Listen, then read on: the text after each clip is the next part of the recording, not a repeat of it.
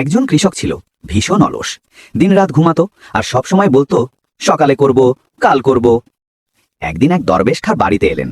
কৃষক তার অনেক সেবা করল। দরবেশ খুশি হয়ে বললেন, তুই কি চাস? কৃষক বলল, আমাকে এমন কিছু দিন যা আমার সব কাজ করে দেবে আর আমাকে কিছুই করতে হবে না।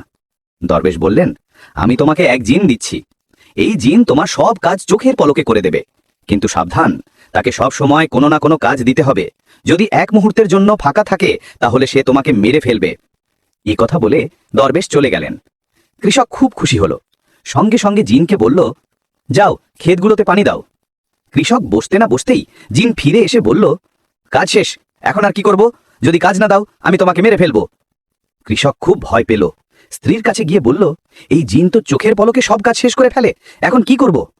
স্ত্রী বলল, একটা শর্তে আমি উপায় বলবো, যদি তুমি প্রতিশ্রুতি দাও যে এখন থেকে সময় মতো কাজ করবে আর কখনো অলসতা করবে না।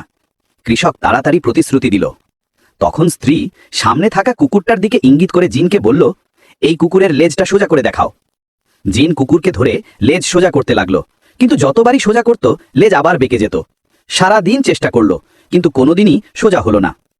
সন্ধে দরবেশ ফিরে এলেন। কৃষক হাত জোড় করে বলল, বাবা, এই জিনটাকে ফিরিয়ে নিয়ে যান, আমি শিক্ষা পেয়ে গেছি, এখন থেকে নিজের কাজ নিজেই করব।